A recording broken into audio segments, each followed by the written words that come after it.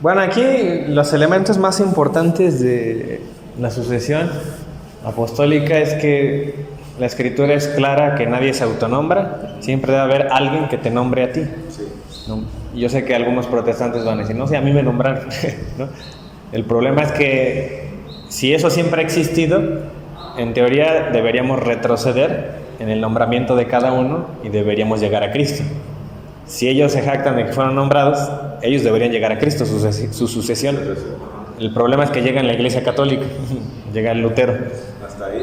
Entonces, ¿qué sentido tiene ser protestante si al final tu linaje viene, ¿no?, de una división, que es lo que vamos a hablar hoy, de la Iglesia original?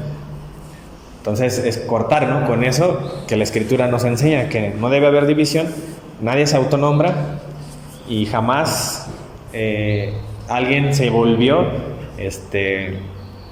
sucesor legítimo nada más por conocer la Escritura, ¿no? Entonces ahí tenemos hay algunos ejemplos. Vimos a Pablo, a pesar de que a los Gálatas les dice que él recibió un evangelio que no es de hombres, que no se lo dio ningún hombre y que por revelación pues directa de Cristo, pues vimos cómo fue esa revelación y que el mismo Jesús lo mandó a la ciudad y le dijo, ahí te dirán qué hacer, ¿no? O sea, desde ahí ya estamos viendo que la intención de Cristo es que te dejes instruir, no vas a irte tú solo y vas a aprender. También vimos en la carta a los Gálatas que un poquito más adelante de que dice eso, Pablo dice que él visitó a Cefas, que estuvo 15 días con él. Dice que también estuvo con la gente que predicaba con él para que él no predicara en vano, es decir, todavía él se aseguraba, comparándose con los demás, con la iglesia de Cristo, de que predicaran lo que es. O sea, aún el mismo Pablo, aunque tuvo su revelación directa. Entonces, ahí es donde nos damos cuenta que si se requiere pertenecer a la iglesia, se requiere ser legítimo, no es cualquier cosa. Y en la imposición de manos, que se transmite el espíritu, el poder, ambos. Sí, y vimos varias citas, ¿no?, donde de manera específica eso lo vemos, por ejemplo, en Hechos 8:18, donde Simón el mago ve que con la imposición de manos se transmite el poder. Ahí queda claro, ¿no?, y él quería tener ese poder, por eso él quería pagar para que le dieran ese poder. Y vimos el ejemplo de Timoteo, ¿no?, que Pablo, ahí dice, ¿no?, que le puso las manos a Timoteo, él y el presbiterio, vimos 2 citas. Y luego le dice que no imponga las manos a cualquiera. Pues ahora Timoteo también puede imponer manos, para que no se haga partícipe de errores o pecados de otras personas. Y bueno, eso fue en resumen lo que se vio la vez pasada, y que pues el día de hoy vamos a continuar. Vimos ejemplos de iglesias en donde, si atendemos esta idea de que ninguna iglesia puede pecar o equivocarse o tener gente pecadora, entonces hay muchas iglesias a las que le escribían los apóstoles, ya sea Pablo o Juan ahí en el Apocalipsis, que tampoco deberían pertenecer a la iglesia de Cristo, no deberían ser iglesias cristianas, porque ahí los reprenden de que hay pecadores, ¿no? Sin embargo, sí hay gente también buena. Entonces, la iglesia católica se parecería a eso, ¿no? Hay gente muy buena, hay gente pecadora, entonces sí se parecería en ese sentido a las iglesias fundadas por las de Cristo. Entonces, eso es algo que meditamos la vez pasada. Hoy vamos a meditar o a reflexionar algunos versículos en donde los apóstoles nos dicen algunas cosas. ¿No han oído hablar de que hay veces que nos dicen los hermanos protestantes, es que nosotros seguimos también al mismo Dios que ustedes? Y pues es lo mismo, ¿no? O sea, te dicen que es lo mismo cuando te quieren, ¿no?, predicar ellos o enseñar algo. Ya que estás dentro ya no es lo mismo, ya no te dejan salir. No te puedes ir con los católicos, aquí es donde está la verdad. Y no te quieren como que soltar. Pero al principio, cuando te enseñaron, dijeron que era lo mismo, ya no es lo mismo, resulta que ya no. Entonces, esa idea como de que es lo mismo y relativizar la verdad es como para que bajes la guardia, digas, bueno, sí es lo mismo, pues me puedo congregar con ellos los domingos o los sábados y después con los católicos. Y ahí andas en los dos lados hasta que te van metiendo, ¿no?, ideas anticatólicas, y como aquí los católicos casi nunca hablan de apologética, nunca te previenen, nunca te advierten de que allá afuera te van a jalar. Entonces, no hay grupos como este pues ellos tienen más las de ganar, ¿no? Aparte de que los hermanos protestantes, digamos que en apologética están más avanzados porque pues aquí en la iglesia no hay. Incluso hay gente que está en contra de la apologética. Pero ellos sí, su teología se basa en el anticatolicismo, se basa en decir salimos de Roma, de los católicos por estos errores, y inician su prédica con eso, haciendo ataques. Entonces imagínate, empiezan así con una apologética ellos de su propia fe, y nosotros no tenemos, pues lógico que la gente fácilmente se confunde. Ellos se amparan en decir cargo la Biblia, y ya con eso debes convencerte de creerles todo lo que te digan. Adelante. ¿Y por qué no se hace invitar a la gente a la iglesia para este curso? Sí, ya viene ¿cómo se llama la celebración? ¿Cómo se llama? Campaña. Ajá, la feria del catecismo. Porque digo, Ya viene porque se les va a invitar. Porque digo, sí se invitó al principio, ¿no? Pero como que quieren como que seguido se les esté invitando, porque pues luego también se olvida. Yo a una les he comentado de que vengo al curso y no saben qué curso, para qué. Ya les digo más o menos, pero no saben si hay curso.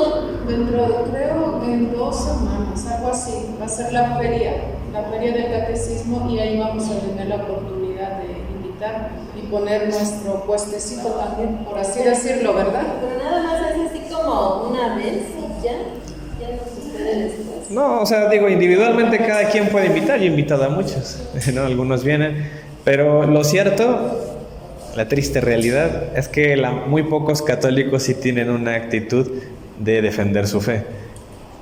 Lamentablemente, yo he visto que la mayoría son relativistas. O sea, no se irían, a lo mejor, los católicos que siempre vemos aquí, tal vez no se irían con los protestantes, se quedarían aquí.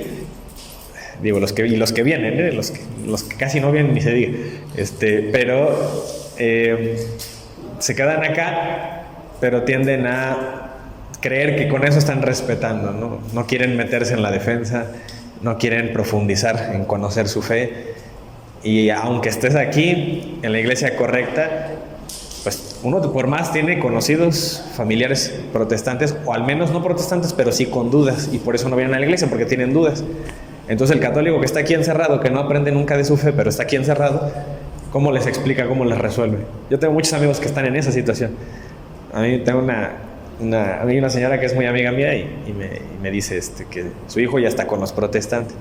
Y su hijo obviamente le hace preguntas honestas, no por atacarla. Y ella no sabe. Y ella es de misa diaria. Y ella no sabe. Entonces, tal vez si supiera, si le hubiera resuelto alguna que otra duda, a lo mejor ya estaría aquí su hijo. Pero no hay un interés, hay mucha omisión. Yo veo que es más la omisión que hay, de no conocer o no interesarse en conocer, o de pensar en relativizar, y la misma ignorancia te hace pensar en que, bueno, ellos si ya tienen fe en Cristo, de alguna manera como que Cristo debe adaptarse a ellos, ¿no? Debe salvarlos a su manera, porque ellos ya siguen a Cristo, y está mal. El católico no debe pensar así, los apóstoles no pensaban así. Yo ya les expuse desde el día 1, cuando vimos el tema de la iglesia, cómo los apóstoles tenían celo por la verdad, y ellos como hasta maldecían a la gente que se jalaba a otros grupos, ¿no? A la gente, y cómo ellos no permitían que las ovejas se fueran. Y aquí, y en estos tiempos, hasta hay sacerdotes que dejan que se vayan, ¿no? Y debemos recuperar ese celo por la verdad y por defender lo que Cristo fundó. Entonces, es eso. Y miren, por ejemplo, San Pablo a los Corintios, esta cita es muy popular, casi todos la recuerdan cuando hablamos de las divisiones. Él menciona que hay divisiones ahí en Corinto. Dice: os ruego pues, hermanos, por el nombre de nuestro Señor Jesucristo, que habléis todos una misma cosa, y que no haya entre vosotros divisiones. Entonces habrá que definir qué es división, ¿no? Porque para algunos protestantes dicen que no estamos divididos, porque seguimos al mismo Dios. Esa es como la unidad que tenemos. Pero van a darse cuenta que los apóstoles enseñaban algo más, no nada más el mismo Dios. También decían una sola fe. Y ahí ya se perdió la unidad que dicen ellos. Porque la fe que ellos predican y enseñan contradice la nuestra. Entonces no hay unidad de acuerdo a los apóstoles. No habría unidad aunque ellos digan que seguimos al mismo Dios. Entonces va a representar ser un tanto absurdo, ¿no? Hablar de una unidad cuando creemos cosas hasta contrarias. Dice, si no estáis perfectamente unidos en una misma mente y en un mismo parecer, porque no he sido informado acerca de vosotros, hermanos míos, por los de Cloé, dice que hay entre vosotros contiendas. ¿Acaso está dividido Cristo?, se pregunta él, ¿no? Entonces hay contiendas, y para San Pablo, si hay algunas personas, en este caso era por los bautismos, ¿no?, que decían, yo soy de Apolos, yo soy de no sé quién. Entonces para San Pablo eso era como dividir a Cristo. Y vean que desde ahí ya había una explicación o una... bueno, aquí es lo que les comento. Dice, porque unos aún sois carnales, pues habiendo entre vosotros celos, contiendas y disensiones. ¿No sois carnales y andáis como hombres? Porque diciendo de uno, yo ciertamente soy de Pablo, y el otro soy de Apolos, ¿no sois carnales? ¿Qué pues es Pablo y qué es Apolos? Entonces aquí vemos que la división radicaba en quién te bautiza, ¿no?, o de ser el servidor. Y nosotros tenemos también algunas divisiones, porque van a decir eso los protestantes, ustedes también se dividen. Alguna vez escuché que alguien dijo, es que en la iglesia católica hay franciscanos, hay dominicos, y parecen las divisiones según. Entonces, las comunidades religiosas dicen, es que ustedes están igual que nosotros. ¿No? Como que ustedes, ¿qué nos pueden decir? ¿Pero ustedes creen que esa es una división? En el sentido de lo que critican los apóstoles, no es una división eso. Son subgrupos de la misma iglesia, ¿no? Porque al final sí tenemos la misma fe. ¿Cuál es la diferencia entre los franciscanos, los dominicos, los jesuitas? Bueno, que seguimos siguen modelos de espiritualidad distintos, ¿no? Pero San Francisco de Asís no estaba en contra de la transustanciación, ¿no? Santo Domingo de Guzmán tampoco. No había diferencias en la fe con ellos, seguían al mismo Dios, la misma fe, el mismo bautismo. Entonces, así como en el protestantismo, en la iglesia hay unos que están en el coro y hay otros que están, pues no sé, en su liturgia, su oración. O sea, eso no significa que a lo mejor dentro de esa congregación están divididos. O sea, en funciones tienen servicios más bien diferentes, ¿no? Pero donde sí nosotros vamos a subrayar la división, donde sí los apóstoles lo dicen, es en la fe. Que hay unas doctrinas por un lado, doctrinas por el otro. Entonces, miren, entre nosotros no hay eso de que los franciscanos enseñan una cosa, o sea, hay votos evangélicos que algunos siguen, pero al final son opcionales, de acuerdo a la Escritura.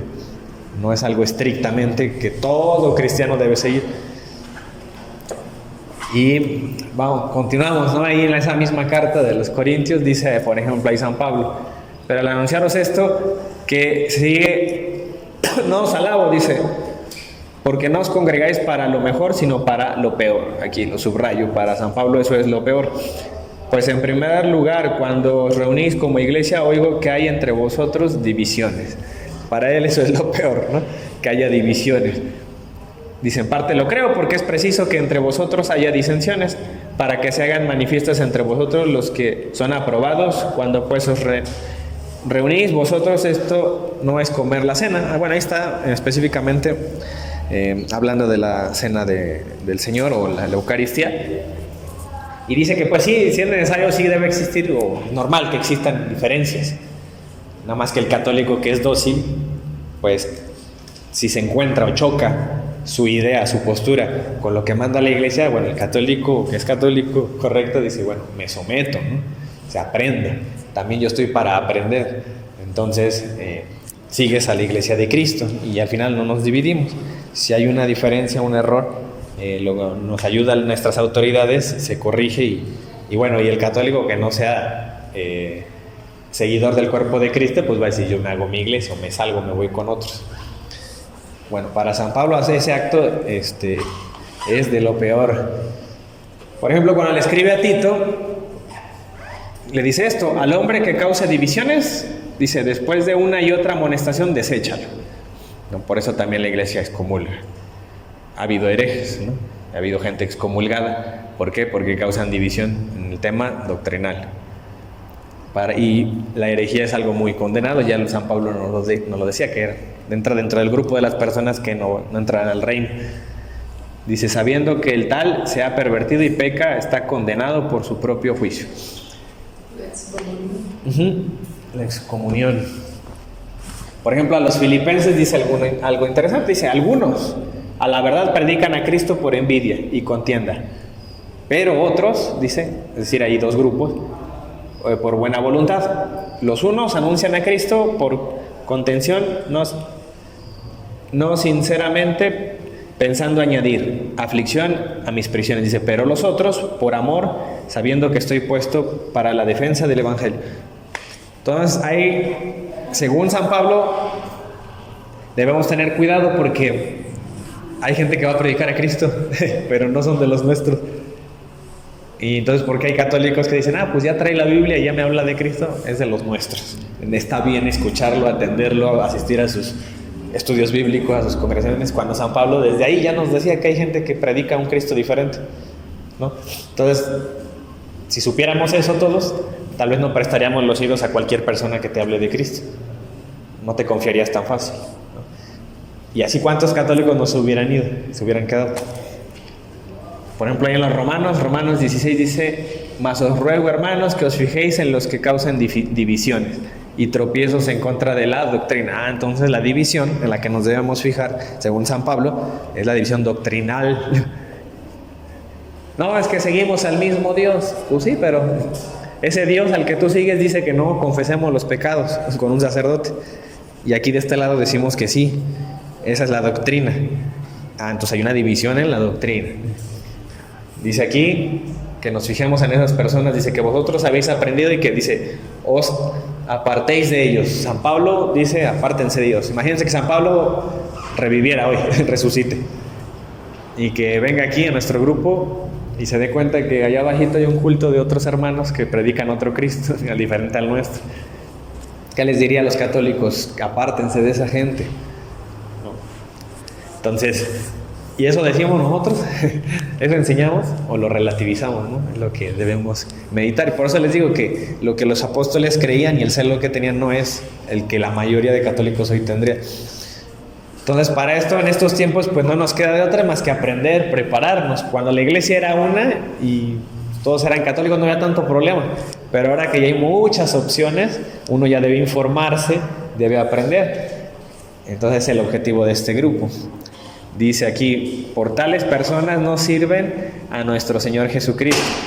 Porque tales personas no sirven. Entonces significa que a pesar, ¿no?, de que pues enseñen a otro Cristo, a pesar de que hagan su propio grupo y aún tengan buenas intenciones, puede ser. Tú veas que ayudan a la gente, hacen caridad, predican, sacan la Biblia, ¿no? Pues está muy bien esa intención, pero no está bien canalizada a lo que fundó Cristo, ¿no? No sirven, dice, sino a sus propios vientres y con suaves palabras. Dice, lisonjas engañan los corazones de los ingenuos. Entonces, para San Pablo, son gente que va a engañar y la gente que cae es gente ingenua, porque vuestra obediencia ha venido a ser notoria a todos. Así que me gozo de vosotros, pero quiero que seáis sabios para el bien e ingenuos para el mal. Sabios para el bien, ingenuos para el mal. En la otra carta a Corintios también dice algo, un temor que tiene San Pablo. Pónganse en su lugar de San Pablo, cada uno. Imagínense que son apóstoles de Cristo. Dice que tiene un temor. Pero temo que como la serpiente con su astucia engañó a Eva, como en la historia ya ha habido engaños, vuestros sentidos sean de alguna manera extraviados de la sincera fidelidad de Cristo. Y cabe meditar, ¿no? Si nosotros también tenemos ese temor, así como él, que se entregaba, que él era pastor del rebaño también de Cristo, y también si algún sacerdote, algún diácono también tiene ese temor de que sus ovejas se vayan.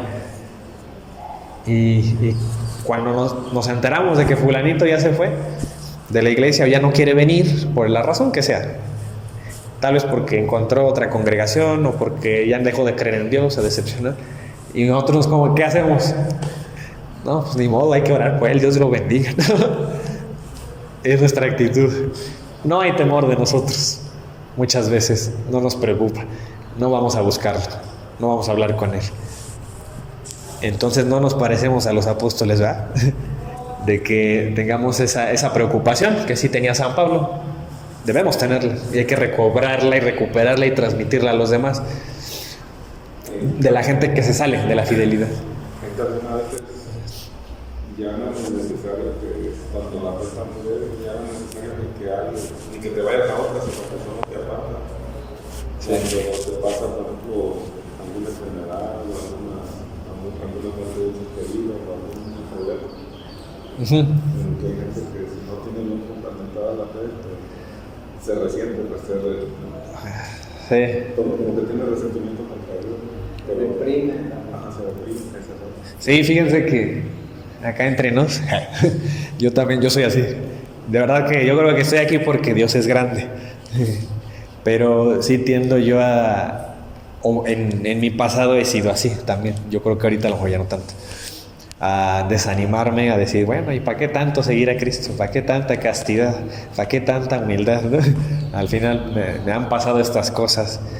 Y nunca ningún católico fue por mí, ¿no? O sea, no sé, Dios se manifestó de otras maneras, pero nunca hubo alguien que me dijera, oye, me enteré que andas así, ¿no? Les digo, por eso, si estoy aquí es porque Dios es grande y se ha valido, ¿no? De medios, pero a mí me hubiera gustado cuando yo veo esto, que un católico fuera por mí, me dijera, ¿no? Oye, no te vayas tan lejos de la fe, mira, acude a los sacramentos, mira esto y esto y lo otro.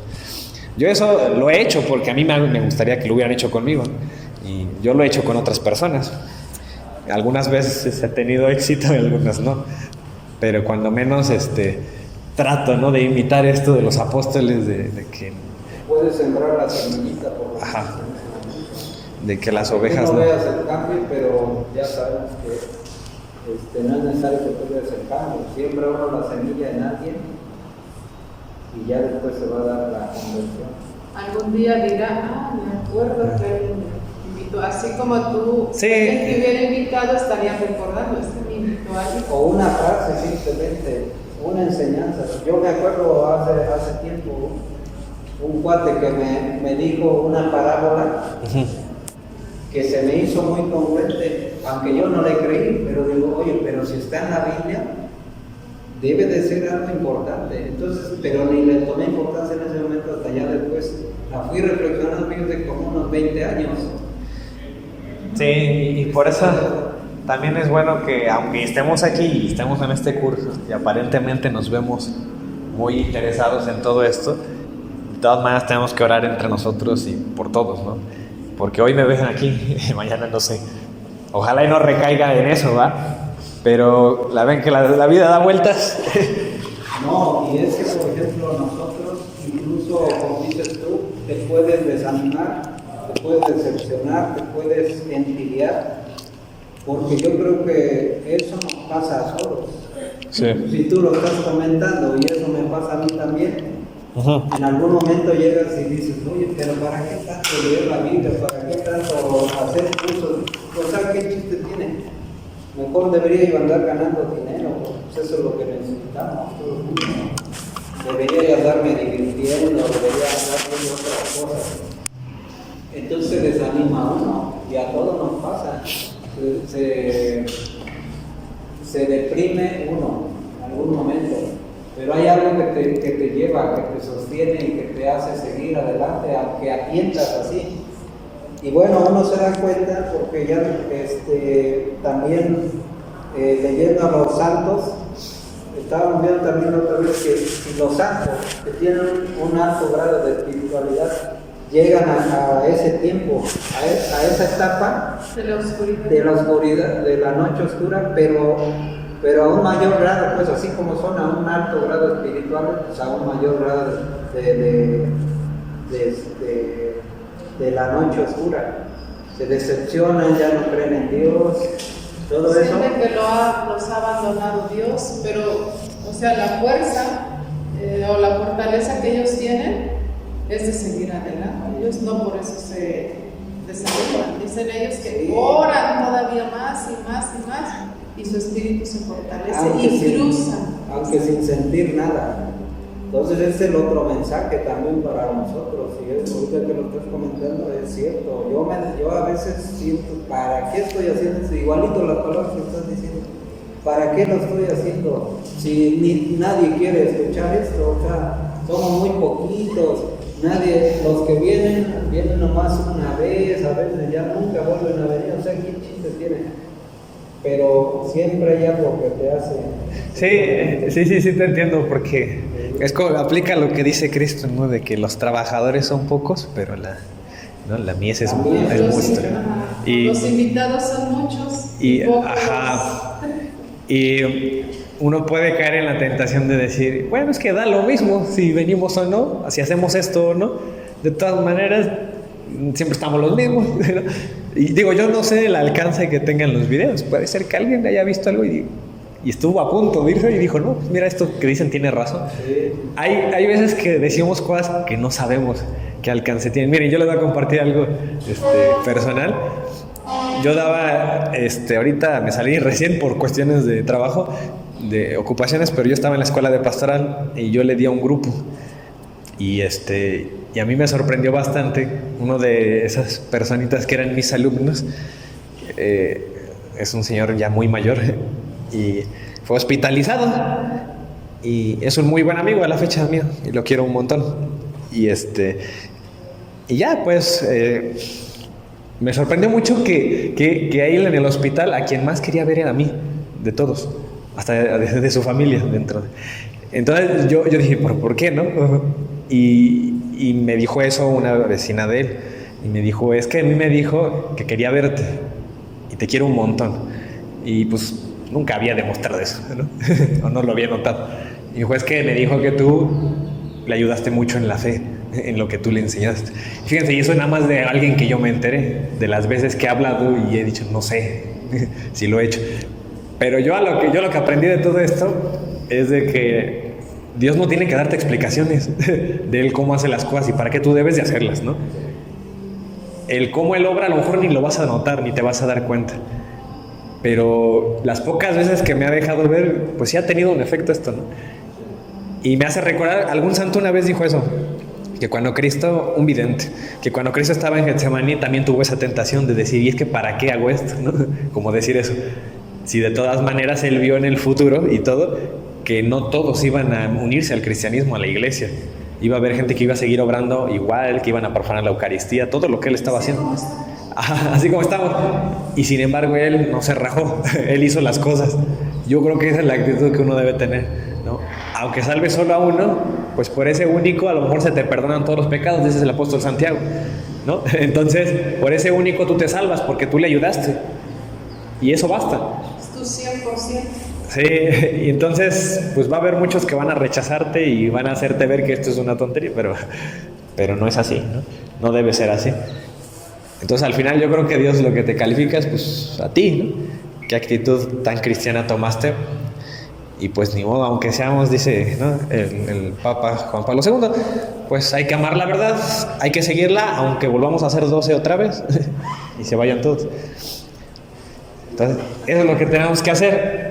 Y miren, aquí, bueno, San Pablo tiene ese temor de que haya gente que abandone la fidelidad a Cristo. Dice, porque si viene alguno predicando a otro Jesús, o sea que sí, hay gente que sí va a hablarte de Jesús.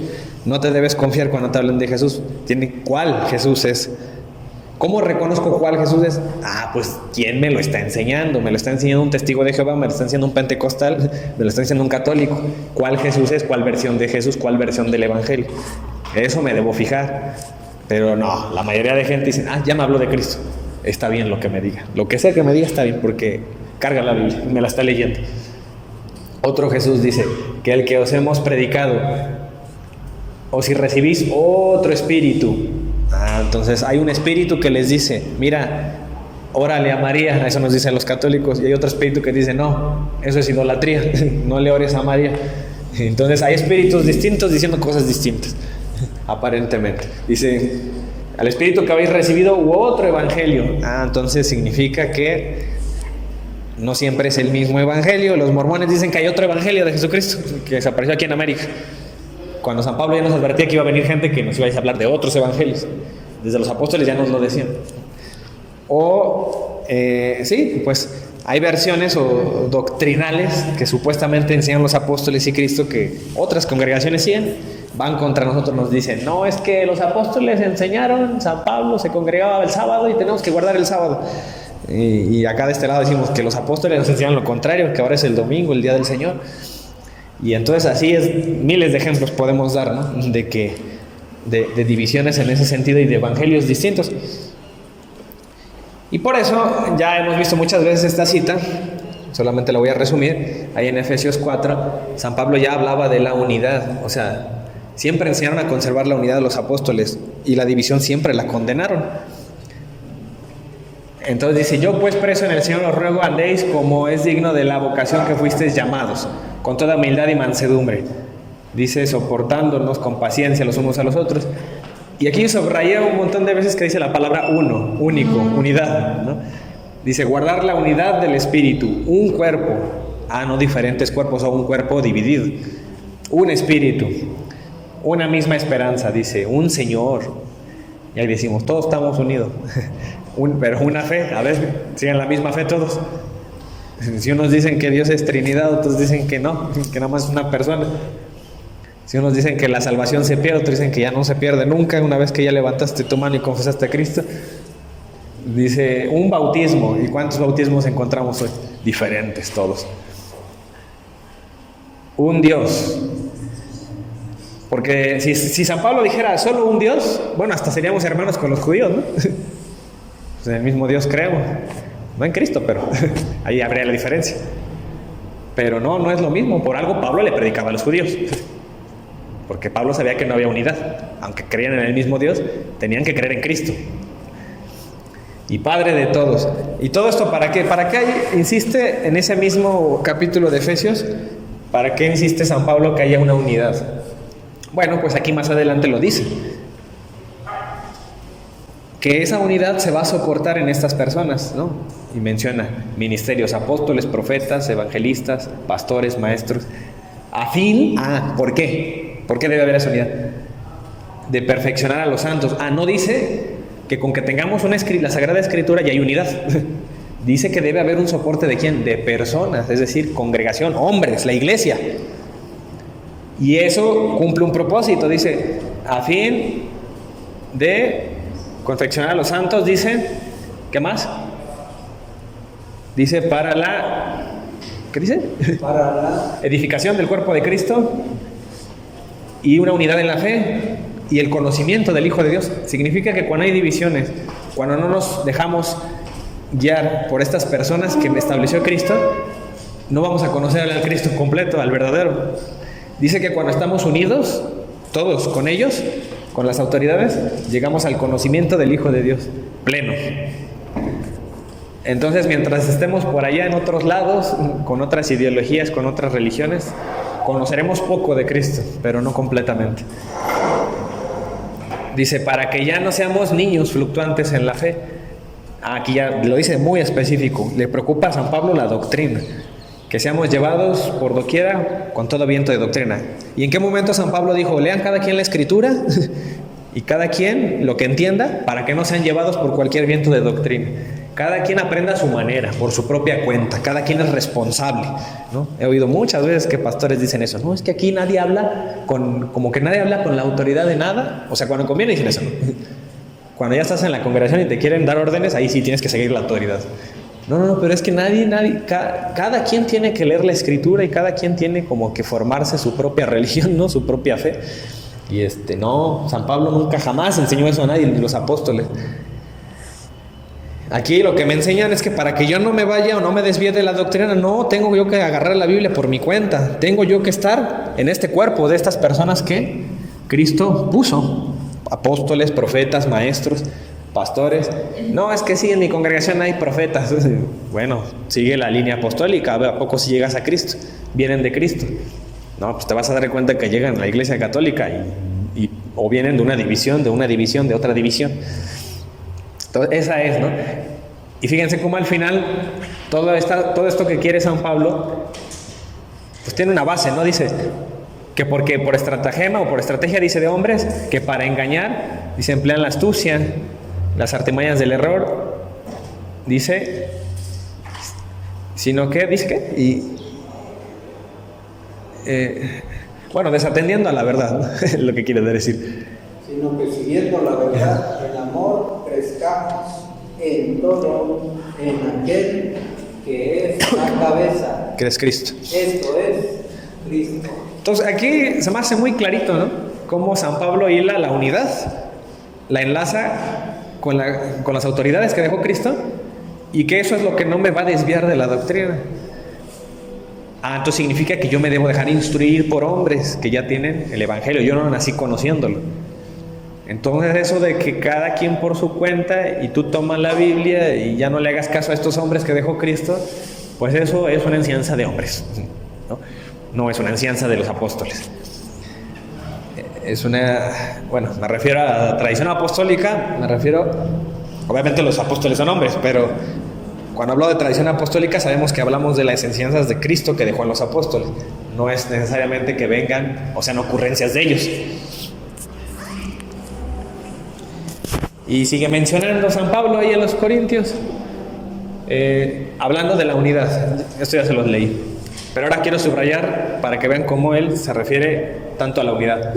Os ruego pues, hermanos, por el nombre de nuestro Señor Jesucristo, que habléis todos una misma cosa, dice, y que no haya entre vosotras divisiones, sino que estéis perfectamente unidos en una misma mente y en un mismo parecer. Yo creo que es necesario que subrayemos y leamos así, que si lo leemos no lo notamos, pero siempre ellos quisieron la unidad. Vean, la unidad en mente, la unidad en un mismo parecer. No tenemos un mismo parecer con otros hermanos que también son cristianos. No hay un mismo parecer. Entonces no estamos atendiendo a lo que dice San Pablo, aunque lo quieran relativizar, estrictamente no es así. No es una misma cosa, no estamos perfectamente unidos. Dice ahí en los Filipenses también, dice, completando, siendo lo mismo, ¿no? Dice, teniendo el mismo amor, unánimes quiere que seamos, siendo una misma cosa. Eso le dice, y eso enseñaba a San Pablo a las iglesias en las que les predicaba.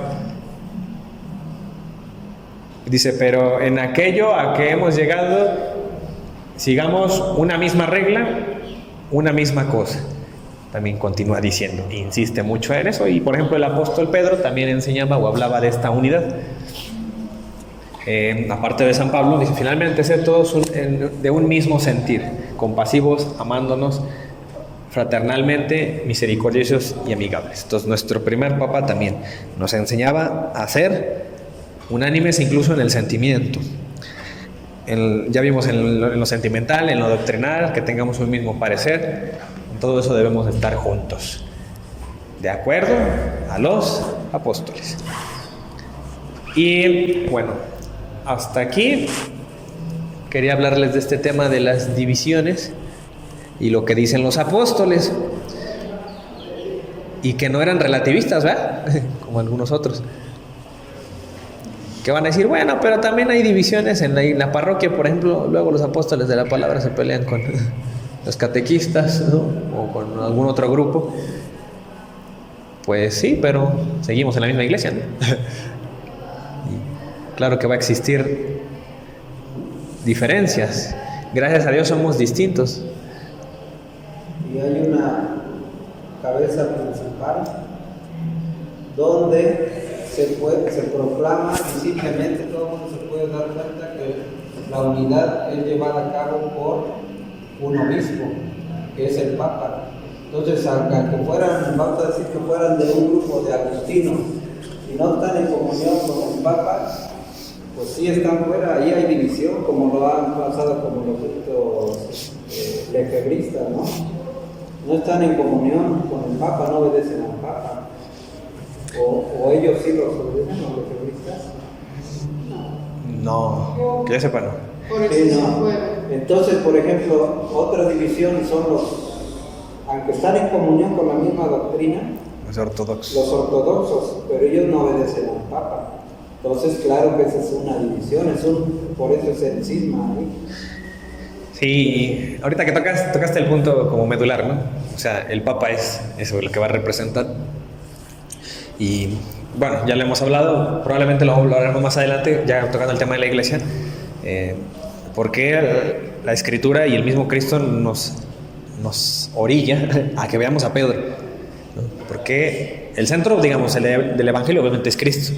Pero ¿por qué Cristo nos parece que nos hace, ¿no?, señas de que, miren, Pedro, pastorea mis ovejas, ¿no?, 3 veces, cuida de mis ovejas, oraré por ti, rogaré por ti, para que tu fe no se desfallezca. Tú eres piedra, ¿no?, y sobre esta piedra edificaré. Entonces, Cristo ya nos apuntaba a que lo volteáramos a ver tanto a Pedro y que cumpliera una función ahí entre los 12 y que iba a continuar esa función, o debería continuar.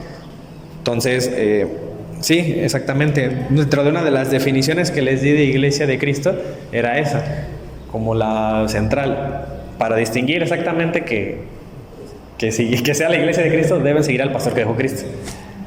Entonces, pues sí, ahí es donde los franciscanos, los jesuitas, todos estamos de acuerdo, todos seguimos a esa cabeza. No hay división, no hay división como la que pretende Cristo que no haya. Debe haber unidad. Es más, nos guste o no nos guste, debe haber esa unidad. Porque a muchos no nos gusta, ¿no? Pero tienes que comprometerte a ser obediente. Sí. Y eso es lo más difícil que puede haber, la obediencia, la unidad. Entonces, ahí está luego contestarles a los hermanos separados. Bueno, si ves que hay división en mi iglesia, ahora dime tú estás de acuerdo con el Papa, luego, o sea, inmediatamente es como si les vendieras una... Buscapié. No, yo con el Papa, para que vean, los agustinos están de acuerdo con el Papa. Los santos obedecieron siempre al Papa, aunque no estaban de acuerdo, pero lo obedecieron. Sí, es la cabeza visible de la iglesia. Sí, y hablando de la unidad, dentro de nuestro credo tenemos unas claves, ¿no?, que se encargan en la iglesia, que es una. Acuérdense, una, coma. ¿No? Luego dicen así, es una santa. No, una, coma, santa, coma, ¿no?, católica. Entonces, cuando decimos que es una, ya lo hablamos, porque es una. No hay más. Y así comenzó la iglesia de Cristo. Ya después hubo herejes, ¿no?, hubo personas que se desviaron, que hicieron sus grupos, divisiones, aún dentro de la era apostólica. Por eso los apóstoles empiezan a hablar de esas divisiones. Ya existía. Y va a seguir existiendo. Siempre el pecado de la soberbia, ¿no?, del orgullo, que te va a hacer pensar que tú sabes más que ellos. Cristo deja maestros, ¿no? Entonces, es lo interesante, ¿no?, lo curioso, porque los protestantes nos dicen que cada quien lea la Biblia si Cristo ya dejó maestros. Entonces, ¿cuál es la función de los maestros? Enseñar, ¿no? Entonces, ¿por qué no me voy a dejar enseñar? Lo contradictorio, ¿ah? Pero bueno, entonces Cristo deja maestros y va a haber alguien que diga, no, yo sé más que ellos, yo ya estudié más. Ahora síganme ustedes, ¿no? Y así cada quien se jala, ¿no?, para su banda. Y bueno, hay varias citas donde hemos visto, ya algunas ya las mencioné, que se pretende eso, ¿no?, la unidad. Ya esto ya se los leí, que hay deseo de San Pablo de que haya una unidad en el mismo espíritu y seamos unánimes. No es posible, ¿verdad?, que haya más iglesias o más cuerpos de Cristo, porque San Pablo precisamente siempre se refiere a la iglesia como una o un solo cuerpo. Entonces, no puede ser posible que haya varias iglesias. Y las veces que la Biblia menciona iglesias, por ejemplo, Juan, ¿no?, a las iglesias que están fulanitas ahí en el Apocalipsis, ¿no? Entonces, podrá decir algún protestante, ya ves, son varias. Entonces, no está mal que ahorita haya protestantes, católicos, porque son varias iglesias, ¿no? Pero siempre que se refería a iglesias en el término plural, la Escritura siempre se refirió a congregaciones de una misma y única iglesia, obviamente. Por algo Juan, o esas iglesias se dejaban subordinar por Juan, ¿no?, porque pretendían a una misma, o sea, estaban en una misma cabeza, una misma línea. Y si ahorita, por ejemplo, un superintendente de los testigos de Jehová escribirá a las iglesias fulanitas, ¿a poco eso es vinculante para los pentecostales? O recibe el diezmo de los católicos el testigo de Jehová. No, es porque está en otro bando, con otra autoridad. Entonces, cuando decimos a las iglesias en la Escritura, pues obviamente si se va a referir a congregaciones de una misma y única iglesia. Entonces, es que lo que pasa es que esa es la confusión, ¿no? El término iglesia puede significar tanto edificio como congregación en el sentido humano, ¿no?, un grupo de personas. En ese sentido solo es una. Iglesias como edificios, pues puede haber varias, ¿no? Pues en varios países. Entonces, nada más tener cuidado con esa acepción o esos dos significados de la palabra iglesia. ¿Y por qué santa? Bueno, unos versículos muy claros del por qué santa, decimos eso, San Pablo lo dice en Efesios 5:25. Cuando se refiere a la iglesia, dice: maridos, amad a vuestras mujeres, así como Cristo amó a la iglesia, y se entregó a sí mismo por ella para santificarla. Entonces, para San Pablo, Cristo se entregó para santificarla, habiéndola purificado, dice, en el lavamiento de agua por la palabra, a fin de que preservarla a sí mismo una iglesia gloriosa, que no tuviese mancha, ni arruga, ni cosa semejante, sino que fuese santa y sin mancha. Entonces, esa es la intención de Cristo, santificar a su iglesia. Y si decimos que su iglesia es santa, por el fundador, no por su gente. Podemos decir que la institución de la iglesia es santa, aunque habemos en esa iglesia santa personas pecadoras, ¿no? Sí. No confundir eso. Y, porque también, si van a decir los protestantes, bueno, no es que ahí dice que es una iglesia sin mancha. Tenemos razón nosotros, no debe haber mancha, ¿no? Pero entonces que nos expliquen por qué se dice que la iglesia es santa, por qué San Pablo a los filipenses, por ejemplo, les dice a los santos que están en Filipos, ¿no? O sea, significa que el término santos ya aplicaba en la gente aún incluso de aquí, de la congregación terrenal, ¿no? Entonces, cuando decimos sin mancha, claro que también nos referimos a la iglesia triunfante que ya está sin mancha, pero también es la intención de la iglesia militante, aspirar a eso, a no tener mácula, ¿no? A seguir ese ejemplo de los santos y de la gente que se entregó por Cristo. Entonces, la iglesia no deja de ser santa, ¿no? Porque no es una iglesia diferente a la que está en el cielo o la que está acá. O sea, son diferentes en el sentido a lo mejor escatológico, ¿no? De que unos están en el cielo, otros para acá, pero somos una única iglesia, o cuando menos así lo creemos los católicos. Por eso también involucramos a los del cielo con nosotros, ¿no? La comunión de los santos, porque creemos que estamos en un solo cuerpo, a pesar de que ellos ya murieron y están en gracia de Dios. Por eso los tomamos por iguales, así como yo le digo a Rigo, ora por mí, también le digo a María, aunque ya está con ellos, ¿no? María en el terreno espiritual. Entonces, bueno, esa es la creencia del católico. Ya hablamos de ese tema en miles de videos que pueden checar ahí en el canal. Toda la iglesia es santa, y decimos que es santa por su fundador, y aspiramos a esa santidad, y por eso San Pablo les llama santos a la gente que todavía está en el camino. Entonces, para decir, no, la iglesia no es santa porque hay pecadores, bueno, entonces corrijan a San Pablo, ¿por qué les llama santos? A los mismos miembros de la iglesia. Decimos que es católica y hay muchos versículos que les van a dar a entender el por qué la iglesia es universal, que eso significa católico. ¿Por qué es universal? Y aquí les voy a poner algo interesante. Por ejemplo, en Mateo 10:5, recuerdan esto cuando Jesús dice, bueno, dice, a estos dos envió Jesús y les dio instrucciones diciendo, por caminos de gentiles, dice, no vayáis.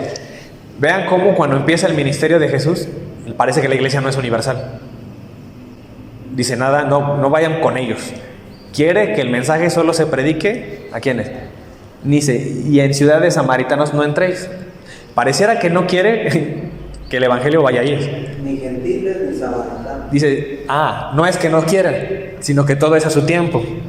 Dice, si no id antes a las ovejas perdidas de la casa de Israel. Parece que la intención de Jesús es que primero en Israel. Pues con razón Jesús ya después de que resucita dice, vayan a todas las naciones, ahora sí, pero primero a las ovejas perdidas, ¿no? Entonces, primero hay que centralizar la fe. Y hay una secta que habla mucho de eso, agarra esa cita, y esos son los israelitas, que dicen, no, nada más vino por el pueblo de Israel disperso, por ustedes pecadores ni vino. Sí. Pero ellos siendo, o sea, ellos ni son israelitas, no, pero como se visten así, según como los antes, ya dicen, ya yo soy israelita, yo estoy disperso. Ustedes los católicos son pecadores, por no quieren a los gentiles ni a los samaritanos. ¿No? Sí. Ellos se dicen especiales estar en Sí, ya me tocaron, esos ya me tocaron hablar con ellos. Sí, los israelitas. Fíjense ahí, por ejemplo, en el paralelo en Lucas 10, también, ¿no? Se menciona eso. Es decir, bueno, cuando habla de los 70, ¿no? Que envía. A quienes envió de dos en dos delante de toda la ciudad y al lugar donde él había de ir, donde predicara Jesús, por ahí en esos alrededores tenían que estar. Pero, bueno, también este lo hemos leído recientemente ahí en la misa, la otra vez lo explicaron hace como 2 semanas, ahí en el Evangelio. dice, él respondió cuando una mujer quiere pedirle, ¿no?, a Jesús una sanación, creo era. Dice, Jesús, ¿qué le dice? No soy enviado sino a las ovejas perdidas de la casa de Israel. Entonces como que Jesús coincide, ¿no?, con esto, solo a las ovejas. Y vamos a ver si tenía la actitud de los israelitas. Yo solamente estoy para este pueblo, no para los demás, no para los gentiles, no para nadie. Entonces ella vino y se postró ante él diciendo, Señor, socórreme. Respondió él, dijo, no está bien tomar el pan a los hijos y dárselo a los perros. La traducción correcta es a los perros, pero luego lo traducen como perritos, como para qué. Pero en realidad Cristo dijo esa palabra fuerte. Para él, el pueblo que no era de Israel eran perros.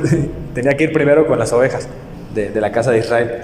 Y ella dijo, sí, Señor, pero aún los perrillos comen de las migajas que caen de la mesa de sus amos. Para ella, como eran gentiles, no eran del pueblo elegido, ellos eran como los que se quedaban las migajas, ¿no? Y a quien se le dio verdaderamente el banquete fue al primer pueblo. Adelante. A eso se refiere cuando habla ahí que nombra de los perros, o sea, se refiere a la gente que no es del pueblo de Israel. De otros. A los gentiles o a los samaritanos, porque ella era samaritana, ¿no? No me acuerdo. Era la mujer. Porque primero vino al pueblo de Israel. Israel. Exactamente, el primero. Es lo que está explicando exactamente. Fíjate. Sí, ahí como que yo lo leí varias veces y como que no le entiendo por qué dice cuando la mujer le pide eso. Ajá, sí, Jesús la está rechazando. Está curioso eso, sí. Pero acuérdense que por eso lo enlacé con esta, para que vean que primero la intención es predicar en el centro, ¿no? De la fe tiene que ser Israel. Pero eso solamente es temporal, porque ya después Jesús manda a todas las naciones. Entonces, ¿por qué? Porque tenía que ocurrir acontecimientos, tenía que ocurrir todo, la resurrección de Cristo, el Vía Crucis.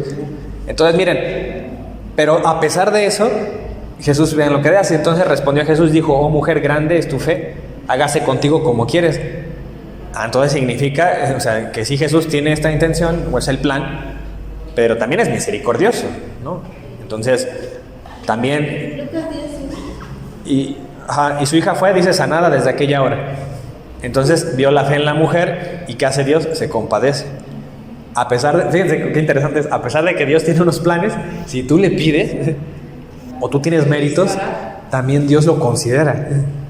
Y eso es lo hermoso de Dios, que qué interesante, ¿no? Porque uno pensara que Dios pues tiene sus planes y de ahí no lo mueves porque es Dios, tiene el poder y Él sabe lo que es bueno para ti, pero Él también tiene un corazón que siente, ¿no? Aparentemente. Y en los gentiles igual hay citas bíblicas donde por mostrar su fe Él hace el milagro, ¿no? Como el caso del soldado. Ajá. Que sanó a su sirviente y a otro que le sanó a su hija, creo, algo así. Sí, y las bodas de Caná, ¿no? También no era el momento, pero porque se lo pide su madre. Y pues de hecho ahora, viéndonos a estos tiempos,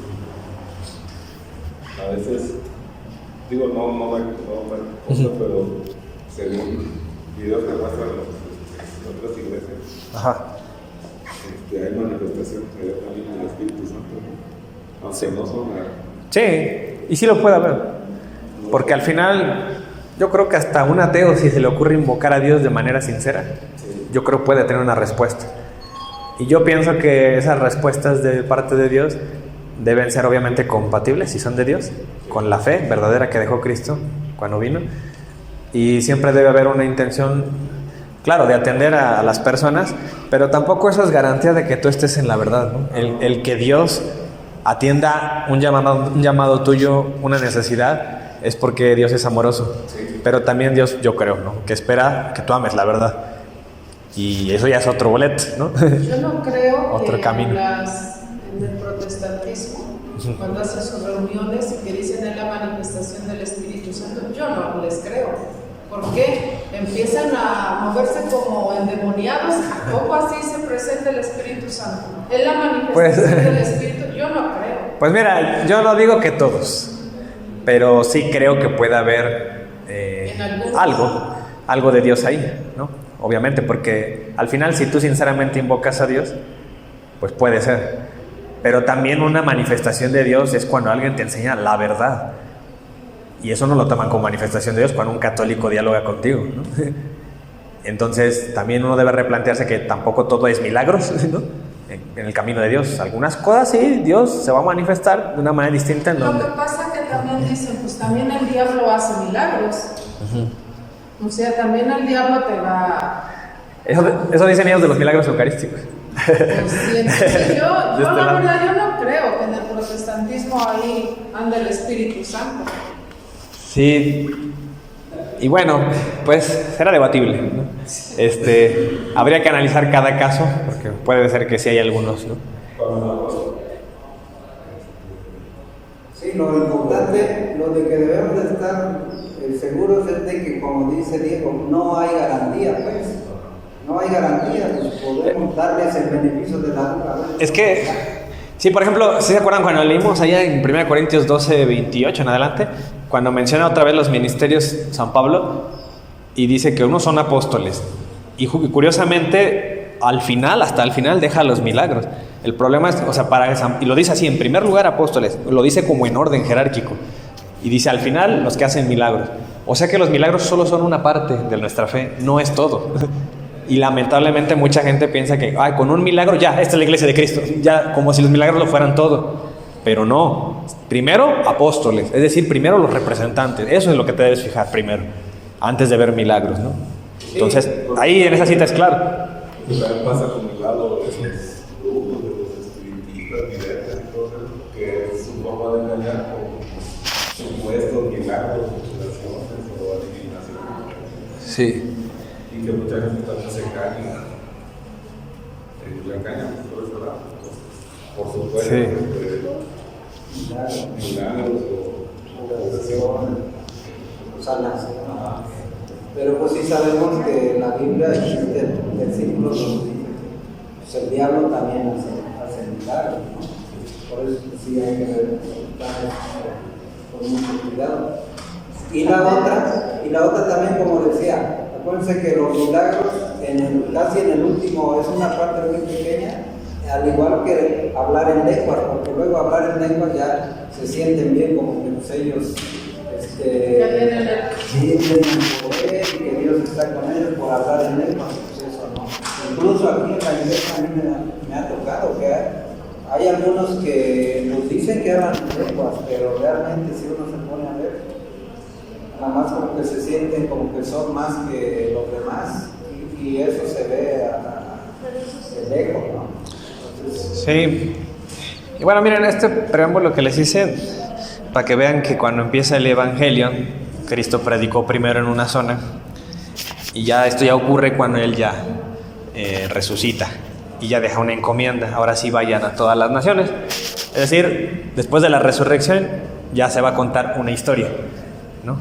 Miren, nosotros traemos a un Cristo que vivió esto y así, y resucitó al tercer día.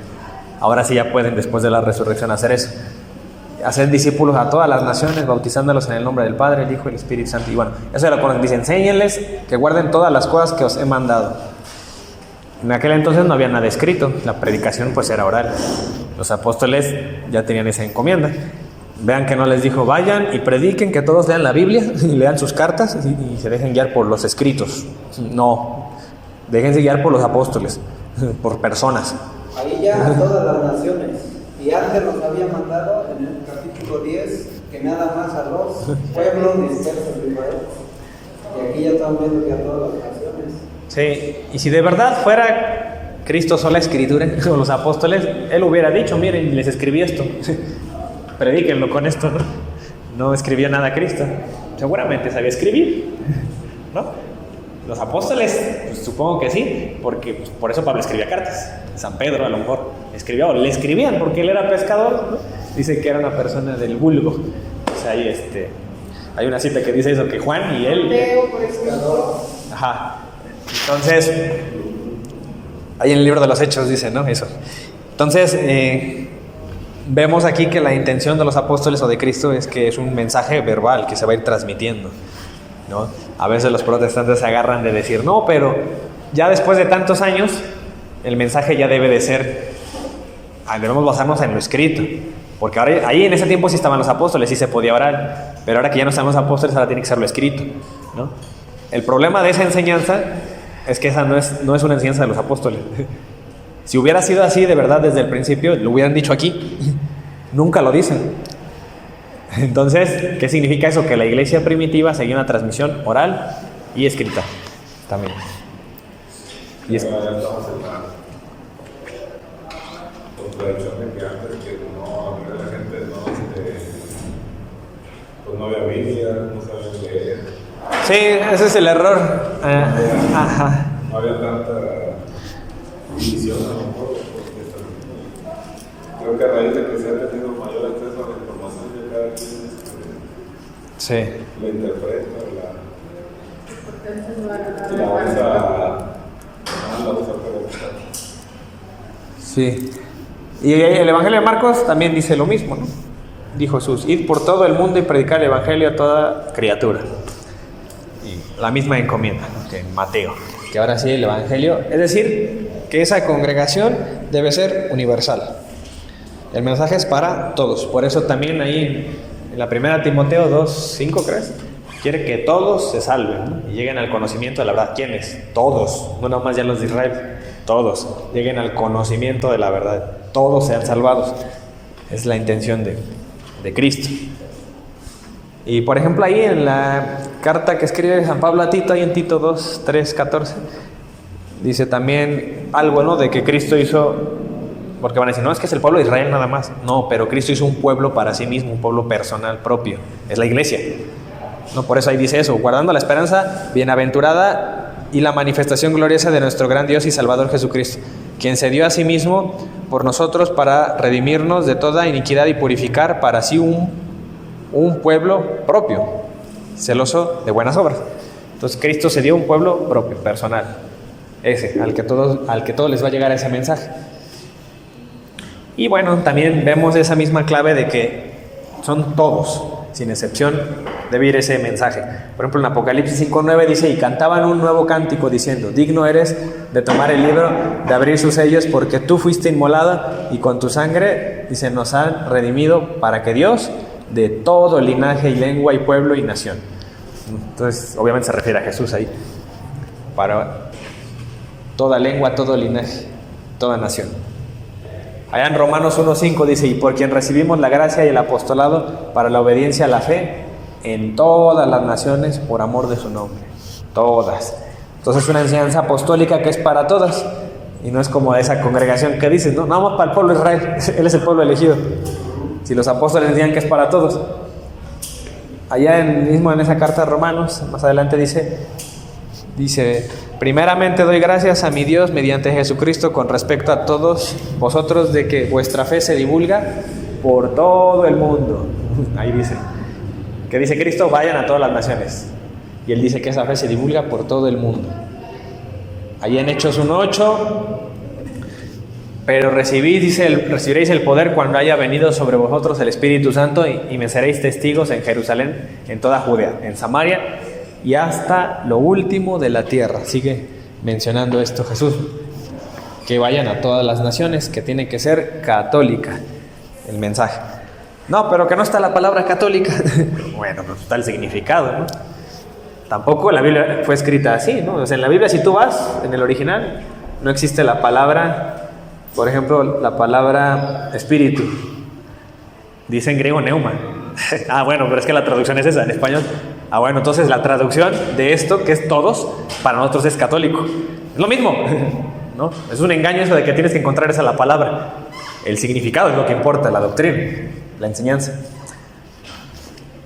Entonces dice ahí Romanos 16, también menciona: y al que pueda confirmarlo según dice mi evangelio y la predicación de Jesucristo según la revelación del misterio que se ha mantenido oculto, dice, desde los tiempos eternos, pero que ha sido manifestado ahora y que por las escrituras de los profetas, según los mandamientos de Dios eterno, se ha dado a conocer.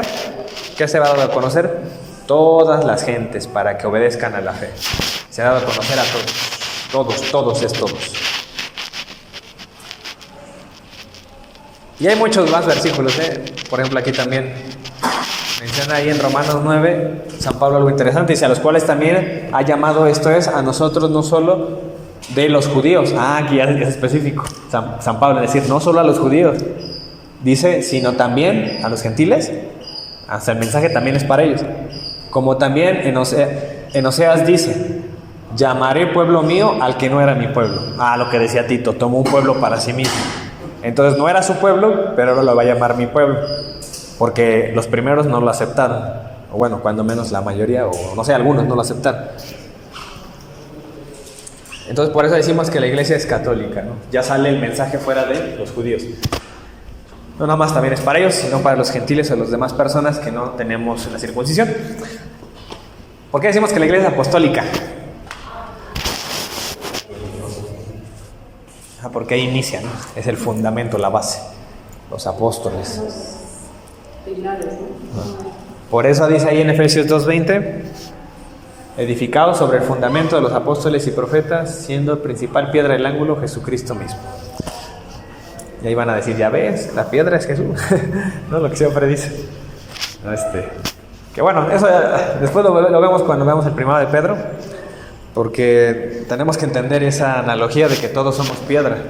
Eso el mismo Pedro lo dice en su carta, ¿no? En la primera carta, en 1 Pedro 2:4, dice, siendo piedras vivas. O sea, todos somos piedra, hasta Jesús es piedra. Aquí el problema no es de que quién es sí o quién no es piedra, todos somos piedra. Nada más hay que saber qué lugar ocupan las piedras. Primero Cristo, obviamente. Después, los apóstoles. Aquí dice, pero entre los 12, la Escritura insiste en que hay una que es la preferida. Y el mismo Cristo insistió, es Pedro. Era el jefe, el que mandaba, el líder. Entonces, aunque aquí no lo especifique, sabemos que entre apóstoles hay uno, muy consentido por Jesús. Entonces, hay que basarnos en los demás que dice la Escritura, que también es palabra de Dios. No nada más voy a cortar ahí y voy a decir, ya ves, ahí está mencionado Pedro. Significa que no importa Pedro. Ahí en Efesios 4:11 también hay algo, ¿no? Que dice, y él mismo constituyó unos apóstoles. Por eso la iglesia apostólica. Y siempre lo menciona de primero. Esta es la cita que les decía, cuando vuelve a mencionar los ministerios, tanto en esta como en esta. En Efesios 4 como en 1 Corintios 12, primeramente apóstoles. Primeramente. Pues por eso es apostólica la iglesia. Porque ahí inició el mensaje. Por ejemplo, ahí en Mateo 28:16, dice, pero los 11 discípulos, ahí se está refiriendo a ellos, ¿no? A los enviados, los apóstoles, se fueron de Galilea al monte de Jesús. Y ya después de que habla de los apóstoles, menciona la encomienda, enseñen a que guarden todas las cosas que yo os he mandado cuando ya los envié. Significa que a los que les habló es a los 11. Bueno, Judas ya no estaba, ¿no? Después de que resucita Jesús, manda apóstoles, enviados.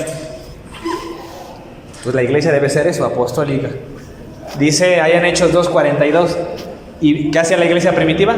Perseveraban en la doctrina de los apóstoles, en la comunión unos con otros, en el partimiento del pan y en las oraciones. Eso es lo que tenía la iglesia de Cristo, ¿va? Entonces miren, hasta este punto dense cuenta cómo vimos que la iglesia es santa, católica, apostólica, y lo comprobamos con citas bíblicas.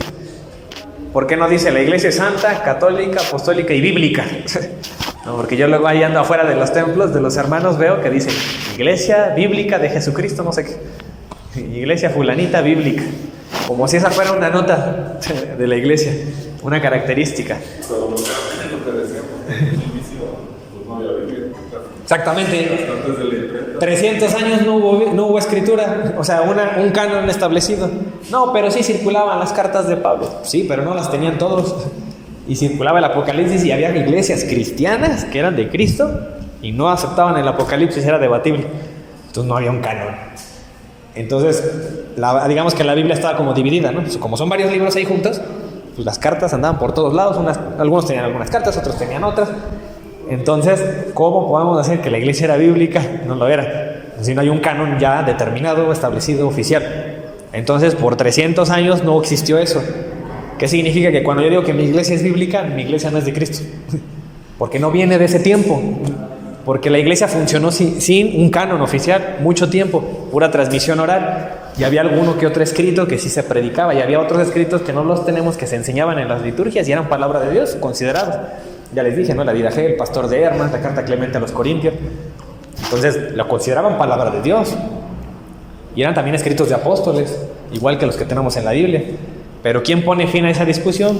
Bueno, más de 300 años después el Papa Damaso, ya lo dijimos. Alguien tiene que tener una autoridad firme, porque eso no lo hizo Cristo. Lo tuvo que hacer entonces un hombre encargado por Cristo. ¿Quién? El que cuida el rebaño de Cristo, el que le dijo pastorea mis ovejas. El que tenga esa cátedra, ese debe decir, ya, miren, para la discusión, solamente esto es palabra de Dios, esto es inspirado por Dios.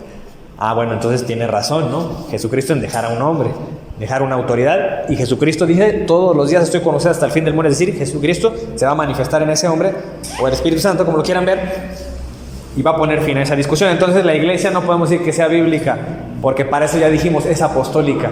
Ah, significa que la escritura ya viene dentro de esa nota. Cuando decimos la iglesia apostólica, significa que ya estamos tomando en cuenta la escritura. ¿Por qué? Porque es la escritura más lo que nos enseñaron los apóstoles oralmente, que estuvo transmitiéndose esos 300 años que no había canon. Entonces por eso está mal decir eso, ¿no? Que la iglesia es bíblica. Y aparte de en un principio los apóstoles vieron la obra de Dios, se presenciaron, y yo creo que era lo que transmitían, ¿no? Como que contaban todo lo que... Claro, sí. Y ahora es que hay un versículo que dice que no todo está escrito, sino... Sí, ya lo leímos la vez pasada, que no todo va a estar escrito, y lo enseñaban los apóstoles. Entonces, es que cuando tú dices la iglesia es bíblica, es como decir, mi iglesia existe 300 años después de Cristo. O sea, tiene que existir desde tiempos de Cristo, ¿no? Porque después de 300 años ya empieza el canon oficial. Aunque, digo, estaba disperso, pero ya el oficial, el que tenemos, empieza después de eso. Entonces no puede ser la iglesia de Cristo en ese sentido. Entonces la iglesia verdaderamente de Cristo estaba aún existiendo, aunque San Pablo todavía no escribía sus cartas, ya existía. En Hechos, el libro de Hechos dice eso, ¿no? Acudían a la enseñanza de los apóstoles, ya hacían la fracción del pan. Para esto entonces, San Pablo a lo mejor todavía ni recibía el mensaje. Estamos en Hechos 2, cuando recibe el mensaje es en Hechos 9, mucho después. Entonces ni siquiera estaban las cartas de Pablo y ya existía la iglesia de Cristo. ¿Y a poco esa iglesia era bíblica? No, era apostólica, ya incluye eso. Entonces ya seguía las enseñanzas de Cristo, sin tener nada escrito, y sin que todos supieran leer, sin que existiera la imprenta, sin que todos tuvieran las escrituras. No, si acaso tenían el Antiguo Testamento, y eso algunos, y las sinagogas, ¿no? Ni siquiera cada quien la cargaba en sus reuniones. Entonces, hasta aquí le dejamos, amigos.